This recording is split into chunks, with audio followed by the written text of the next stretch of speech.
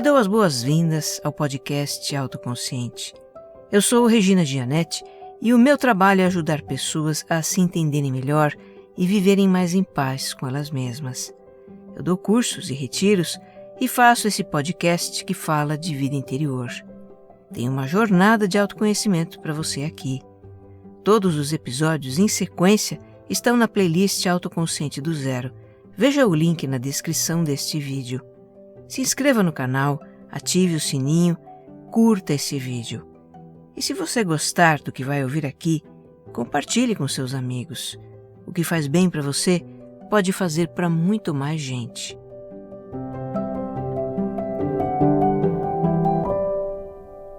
Episódio 161. Contentamento.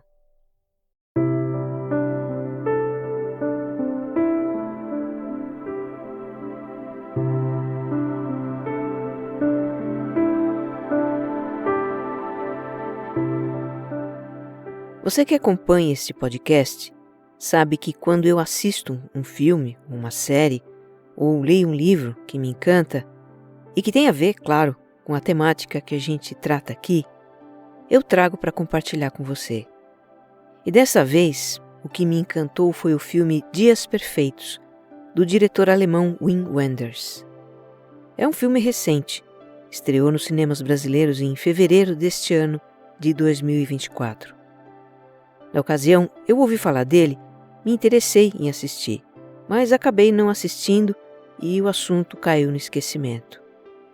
Até que dias atrás, apareceu para mim no YouTube uma resenha de Dias Perfeitos, que reacendeu meu interesse e dessa vez eu não deixei escapar. Ele saiu de cartaz nos cinemas, mas está em plataformas de streaming. Eu deixei onde encontrar na descrição deste episódio. É um daqueles filmes que tem várias camadas para a gente analisar. Fora isso, o modo como ele conta a história é muito rico.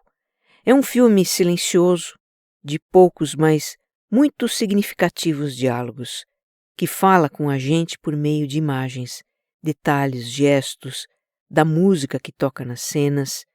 Eu amei. Para mim, o grande tema que Dias Perfeitos propõe para reflexão é o contentamento com a vida. O que é o contentamento e como cultivar esse estado de espírito em um mundo onde é tão generalizado o oposto, o descontentamento com a vida que levamos, com a pessoa que somos, com a situação que vivemos? Essa é a pergunta que fica depois de assistir o filme. Então eu vou contá-lo aqui para você com aquele costumeiro alerta de spoiler, né? Não é que eu vou contar tudo, mas pelo menos aquilo que fundamenta a minha interpretação. Quem sabe você possa tirar deste episódio uma inspiração, uma ideia para cultivar ou aumentar o contentamento com a vida.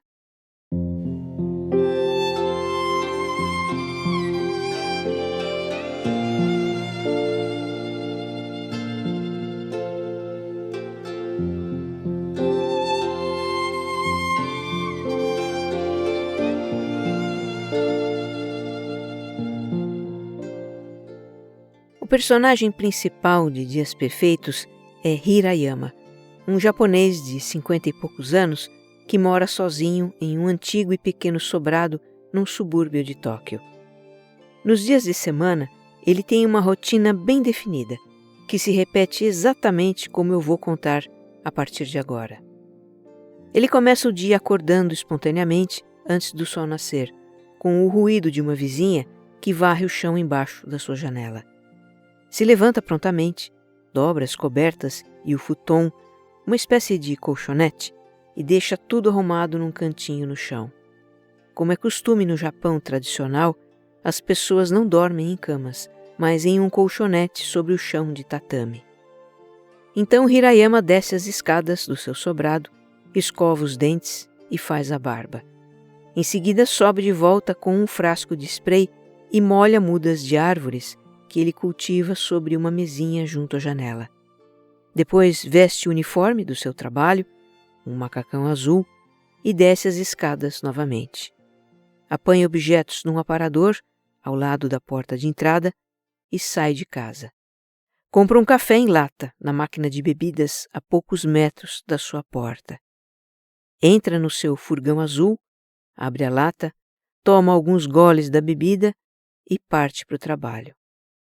No meio do caminho, ele olha para a grande torre no centro de Tóquio, chamada de Skytree, ou Árvore do Céu, e nesse momento empurra uma fita cassete para dentro do toca-fitas do carro.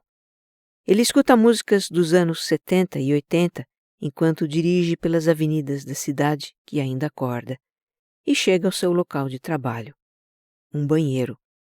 Hirayama trabalha como zelador de banheiros públicos de Tóquio. Com muita dedicação, ele lava vasos sanitários e pias, esfrega o chão, limpa espelhos, esvazia lixeiras, repõe os papéis e o sabonete. Deixa os banheiros tinindo. Ao longo do dia, faz uma ronda por vários banheiros espalhados pela cidade. Hirayama é de falar pouco. Se perguntam algo para ele, geralmente acena um sim ou não com a cabeça. No máximo dá uma resposta curta. Algumas coisas que lhe dizem, ele dá a entender que escutou, mas não comenta nada. Na maior parte das vezes, fala o estritamente necessário. Na pausa para o almoço, ele vai a um parque e se senta num banco para comer seu sanduíche. Quando termina de comer, fotografa a copa das árvores com uma câmera de filme fotográfico preto e branco. Terminada sua ronda, ele volta para casa. Pendura o uniforme de faxineiro num cabide, veste uma roupa de passeio e sai pedalando a sua bicicleta. Vai a uma casa de banhos, onde ele se lava e relaxa numa grande banheira coletiva. E depois vai jantar num restaurante numa estação do metrô. Volta para casa, lê um livro até o sono chegar, apaga a luz. E quando acorda de manhã, faz tudo exatamente igual. Como num ritual. Os seus dias são a repetição dos mesmos atos, mesmos gestos e lugares.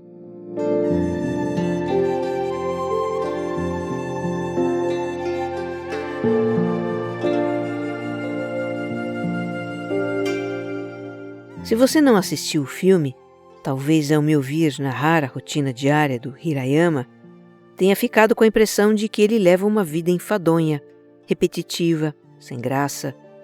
Pode até tê-lo imaginado meio apático. Mas, na verdade, ele demonstra estar muito bem com a vida que leva, a vida que ele escolheu levar. Certos acontecimentos do filme dão a entender que ele renunciou a uma vida de conforto material que teve no passado, e também de conflitos familiares que ainda lhe doem. Mas, enfim, na sua vida atual de um solitário zelador de banheiros que mora numa humilde e antiga casa, ele demonstra estar muito satisfeito. Toda vez que abre a porta de casa, ao sair para o trabalho, olha para o céu e respira fundo com um sorriso no rosto. Parece estar animado para o dia que começa. Ele demonstra apreciar realmente vários momentos do seu cotidiano. Quando escuta clássicos de rock e blues em fitas cassete, dirigindo pela cidade ou deitado no chão do seu quarto, com o sol batendo no rosto.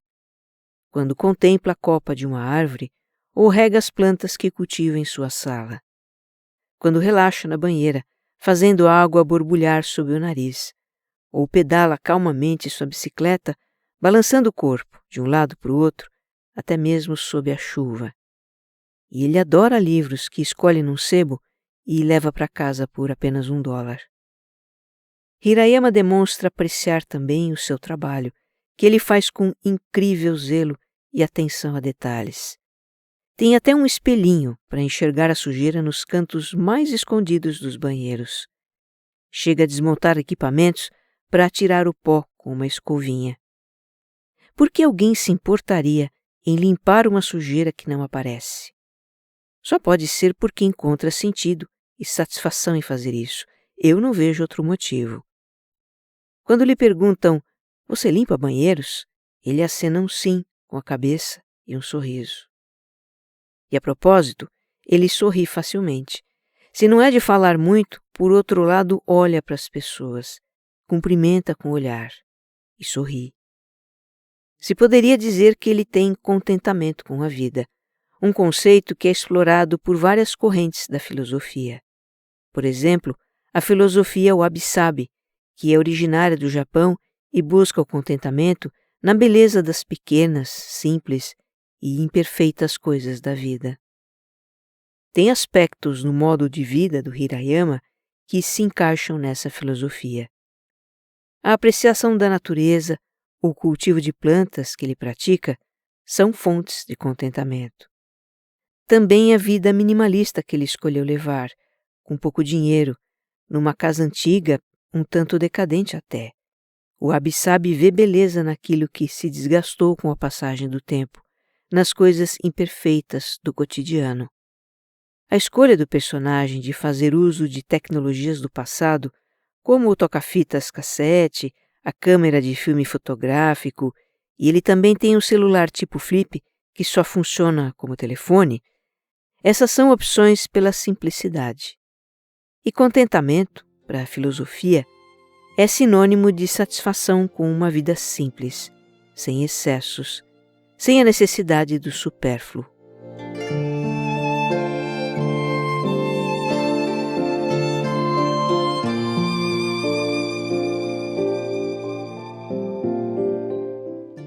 Certamente o gesto mais emblemático de contentamento que o Hirayama cultiva em sua vida é tirar fotos da copa das árvores.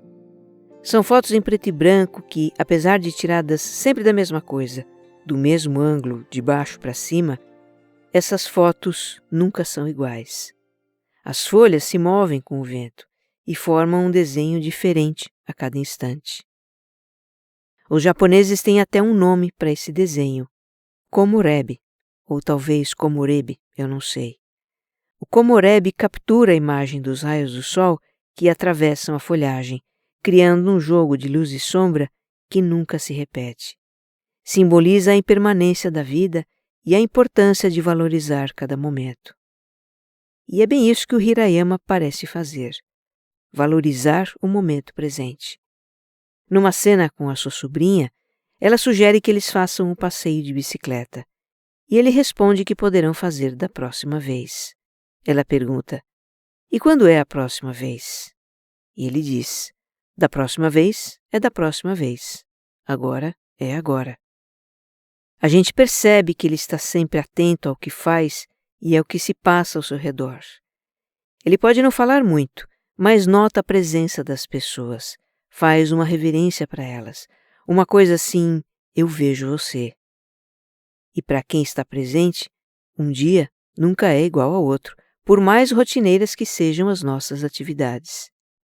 Hirayama percebe coisas, às vezes muito pequenas, que passariam batido para a maioria das pessoas. Um minúsculo broto de árvore que busca um lugar ao sol. O pedaço de papel escondido numa fresta de um banheiro, deixado por alguém que quer interagir com um desconhecido. O mendigo que perambula pela cidade e parece invisível aos passantes apressados e ocupados, mas é visto e saudado pelo Hirayama. E também não é porque ele tem uma rotina bem definida que se apega a isso. Ele flui com acontecimentos que mudam totalmente o seu dia. A sobrinha, que não vê há anos, aparece de repente para ficar na casa dele. Tudo bem, ele acolhe a sobrinha, dá seu quarto para ela e vai dormir espremido num depósito cheio de caixas no andar de baixo da sua casa. A sobrinha quer ir com ele para o trabalho? Tá bom, vai, ele a leva. O colega do trabalho pede seu carro para dar carona para uma garota e depois cisma de levar suas fitas cassete para uma avaliação de valor de mercado? Hirayama embarca no rolê com paciência e boa vontade. Ele só não deixa o colega vender as suas fitas. Aí também já seria demais. Quando o passeio inesperado termina, já é noite, Hirayama não tomou seu banho, não jantou, o seu carro está sem gasolina numa avenida longe de casa, e ele não tem dinheiro para abastecer porque emprestou quase tudo que tinha na carteira ao colega. E apesar de tudo, está sereno. E conclui que o jeito é vender uma das suas fitas cassete para botar gasolina no carro. No comportamento do Hirayama, nós também podemos ver aspectos do estoicismo, como esse de não se deixar perturbar pelas adversidades, pelas imprevisibilidades da vida. Para a filosofia estoica, uma das chaves para o contentamento reside na compreensão de que, na vida, existem coisas que estão sob a nossa esfera de controle e que essas nós podemos mudar. E existem coisas que não estão sob a nossa esfera de controle, e essas nos cabe aceitar. Aceitar não é simplesmente se dar por vencido diante da adversidade, mas sim escolher ativamente reconhecer que a adversidade nos acontece por algum motivo e lidar com ela. O estoicismo entende que os fatos que nos acontecem são impessoais e neutros, e não para atender às nossas expectativas. O contentamento, então, não depende de fatores exteriores, mas de uma disposição interior de ver beleza e significado em tudo na vida.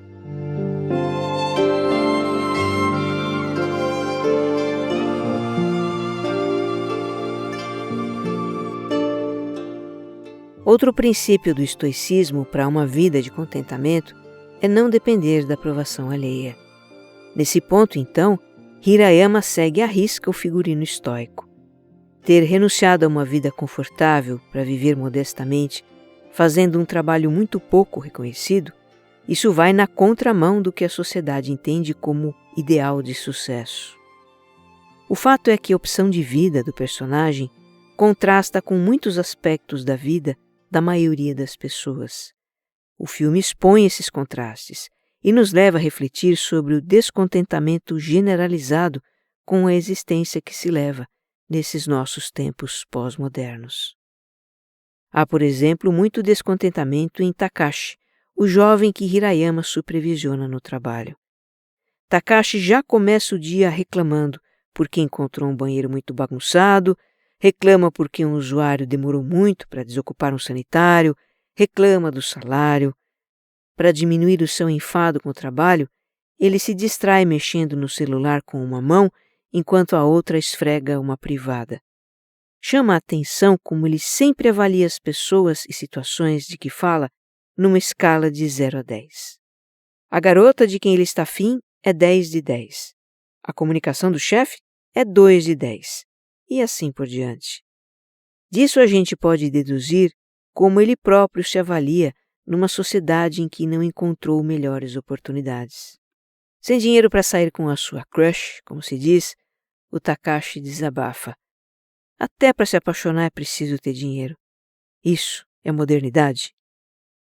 Há também o ar de descontentamento em Aya, a crush de Takashi. Ela tem um quê de melancólico. Se identifica com a personagem de uma música que fala da sua desilusão amorosa. Sai com Takashi sem entusiasmo. Uma coisa assim, tanto faz. A Aya me faz pensar nos relacionamentos líquidos que são tão fáceis de entrar e sair, que as pessoas buscam para preencher um não sabem o quê e que as deixa tão vazias.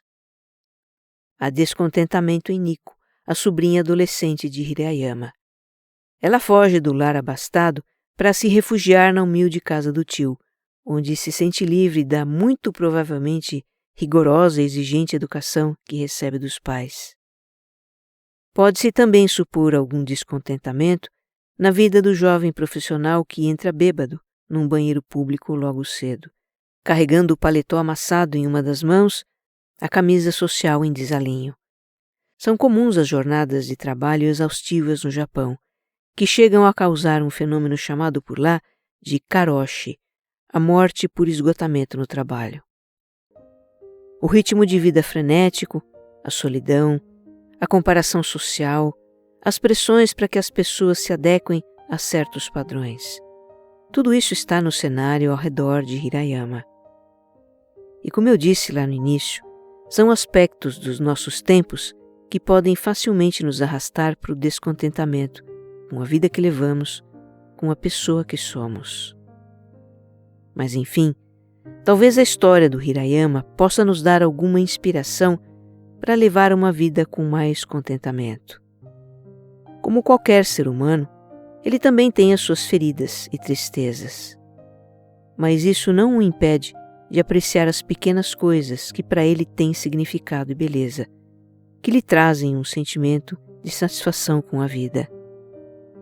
Talvez a gente também possa reconhecer essas pequenas coisas que nos cercam e apreciá-las.